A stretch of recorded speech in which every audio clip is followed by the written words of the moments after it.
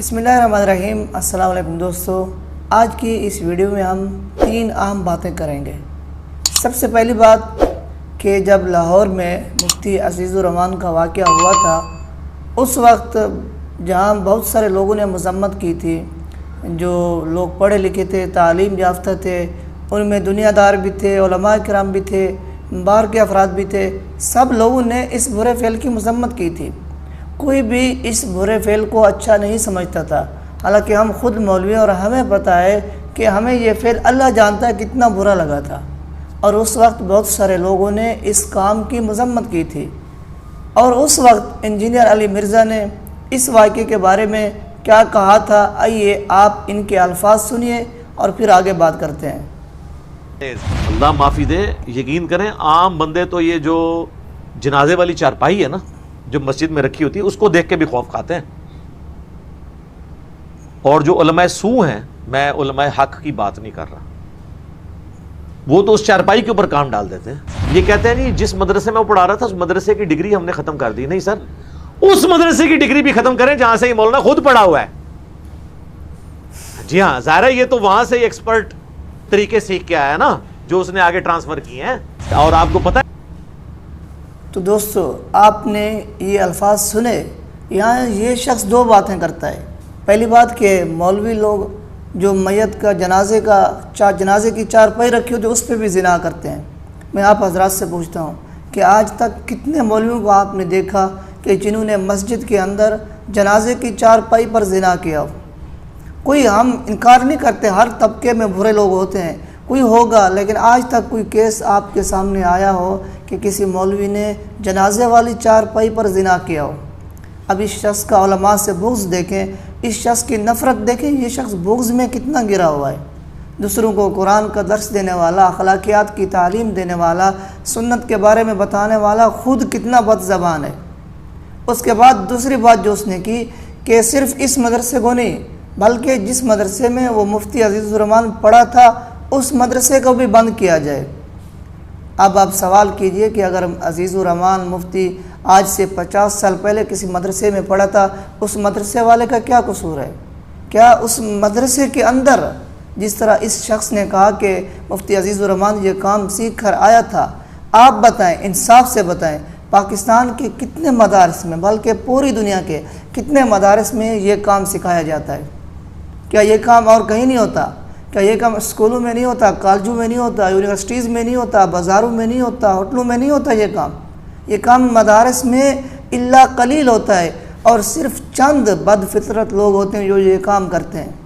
लिहाजा इनका ये कहना कि वो उस मदरसे को बंद करे जहाँ से ये सीख कर आए हैं, मैं आपको गवाह बना कर कहता हूँ, आप कसम उठा कर खाएँ कि पाकिस्तान के कितने मदारस में ये लौंडेबाजी, ये लोती फेल सिखाया जाता है। आप इस बात की अल्लाह को गवाह बनाकर इस बात की गवाही दें कि क्या पाकिस्तान के मदरसों में ये काम सिखाया जाता है। दूसरी तरफ ये फ़ैसला करें कि इस बंदे का मदारस से कितना बुग़्ज़ है।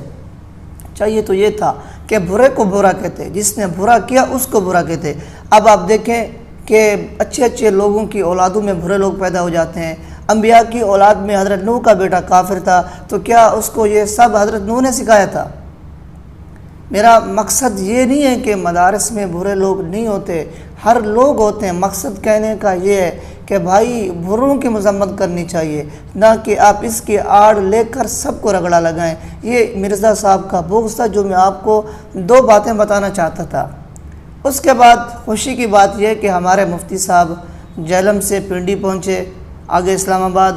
पिंडी में अहले हदीस हज़रात की तरफ से उनका बड़ा शानदार इस्तकबाल किया गया, जो ये इस बात की नवीद है, खुशी है कि इंशाअल्लाह किसी मसालिक में, चाहे वो देवबंदी हों, अहले हदीस हों, बरेलवी हों, इनमें कोई इख्तलाफ नहीं है।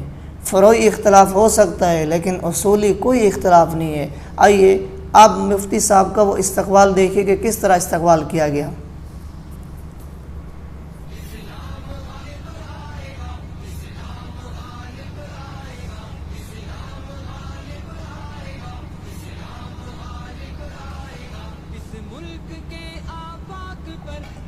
आप इस्तकबाल देखिए मुफ्ती साहब का। ये साबित हुआ कि उलमा के दरमियान कोई इख्तलाफ नहीं है। उलमा के दरमियान अगर इख्तलाफ और झगड़ा होता है وہ علمی ہوتا ہے، علمی بحث و مباحثہ ہوتا ہے، وہ خاندانی، وہ دولت کا کوئی جھگڑا نہیں ہوتا۔ آپ دیکھیں کس طرح دوسرے مسلک والوں نے مفتی صاحب کو ہار پہنائے، پھول نچھاور کے مفتی صاحب پر، کس طرح مفتی صاحب کی حوصلہ افزائی کی۔ اس سے ہمیں سیکھنا چاہیے کہ اگر ہمارے درمیان اختلاف ہو جائے تو اختلاف کس حد تک ہونا چاہیے، اپنی ذات کے لیے نہیں ہونا چاہیے۔ انسان کی نفرت، انسان کا بغض الحب للہ، محبت صرف اللہ کے لیے اور نفرت بھی صرف اللہ کے لیے۔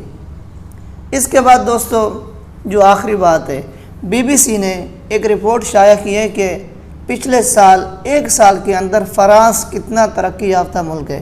فرانس کے پادریوں نے، کیتھولک پادریوں نے 2,16,000 بچوں سے زیادتی کی ہے۔ اب میں آپ سے پوچھنا چاہتا ہوں وہ کون سے مولوی لوگ تھے؟ پاکستان کے اندر تو صرف مولویوں کو نشانہ بنایا جاتا ہے نا، وہ کون سے مولوی لوگ تھے جنہیں دنیا کی ہر عیاشی میسر ہے، جنہیں عورتیں میسر ہیں، جنہیں مال و دولت میسر ہے؟ یہ صرف میں بتانا یہ چاہتا ہوں کہ انسان کی فطرت خراب ہوتی وہ یہ کام کرتا ہے۔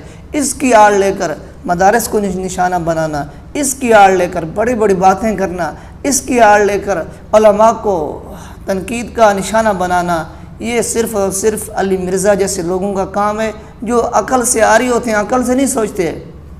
ان کا کام برائی کی مذمت کرنا نہیں ہوتا، بلکہ برائی کی آڑ لے کر معصوم لوگوں پر، شریف لوگوں پر کیچڑ اچھالنا مرزا جیسے لوگوں کا کام ہوتا ہے۔ دوستو کمنٹ میں اپنی رائے ضرور دیجئے، کیا آپ مرزا کی اس رائے سے اتفاق کرتے ہیں؟ کیا آپ مرزا کی اس بات کو مانتے ہیں؟ اور ساتھ ساتھ اگر ابھی تک چینل سبسکرائب نہیں کیا تو چینل کو سبسکرائب کر دیجئے۔ ملتے ہیں نیکسٹ ویڈیو میں، تب تک اجازت دیجیے، اللہ حافظ۔